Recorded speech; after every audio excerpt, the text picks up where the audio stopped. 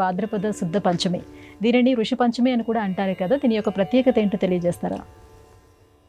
కశ్యపోత్రి భరద్వాజ విశ్వామిత్రోథ గౌతమ వశిష్ఠో జమదగ్నిశ్చ సప్తైతే ఋషయస్తథా అని సప్తఋషి మండలాన్ని, సప్తఋషుల గురించి, సప్తఋషుల ఇల్లాండ్రతో సహా కూడుకున్నటువంటి విశేషాంశాలను వినాయక చవితి రోజున కూడా మనం తెలుసుకుని ఉన్నాం.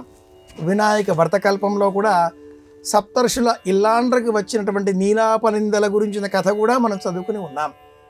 ఋషి పంచమి అనే పేరిట ఈ రోజున ఆ సప్తఋషి మండలాన్ని ప్రత్యేకించి మహిళలు పూజించాలి.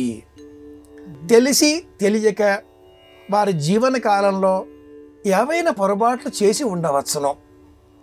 అలాంటి ఆ పొరపాట్లన్నీ తొలగించుకోవడం కోసం ఉత్తరేణి అనేటటువంటి పుల్లను సేకరించి ఆ ఉత్తరేణిని 108 ముక్కలుగా సంగ్రహించుకొని వాటితో దంతధావనం చేస్తూ మహిళలు 108 స్నానాలు చేస్తారు.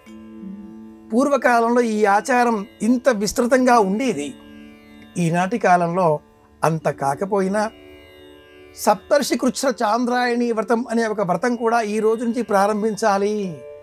ఒకరోజు భోజనం చేసి ఒకరోజు భోజనం చేయకుండా పౌర్ణిమ వరకు ఇలా ఉండేటటువంటి విధానానికే సప్తర్షి కృచ్ఛ్ర చాంద్రాయణి వ్రతం అని పేరు. చాంద్రాయణి వ్రతాలు 4 విధాలు.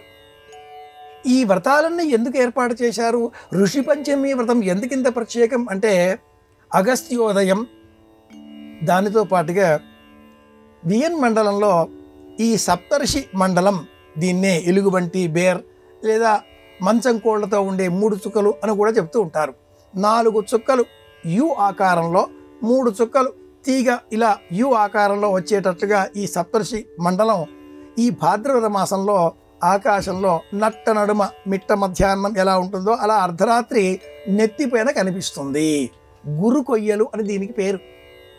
ప్రాతర్యావాణం ప్రథమాయధ్వం అనే ఋగ్వేద మంత్రాన్ని అనుసరించి ఏ కాలంలో ఏ నక్షత్ర మండలం కనిపిస్తుందో ఆ నక్షత్ర మండలాన్ని పూజించాలి. సూర్యోదయ సమయంలో వినాయక మండలం కనిపిస్తుంది కాబట్టి ఉదయం మనం వినాయక చవితి నిర్వహించిన మరుసటి రోజున సప్తర్షి కృచ్ఛ్రవాంద్రాయణతో ప్రారంభం చేయాలి. అది ఎలా? ఋషి పంచమి అనే వ్రతం పేరిట. మార్గం తప్పిన దేవతలకు ఈ ఉత్తరేణి సవ్యమైన మార్గాన్ని సూచించింది. ఆ మార్గాన్ని అనుసరిస్తూ మనమంతా కూడా దేవతల పక్షంలో మారిపోవాలి.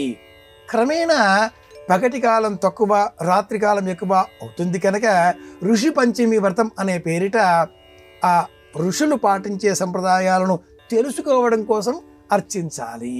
ఇది విశేషం.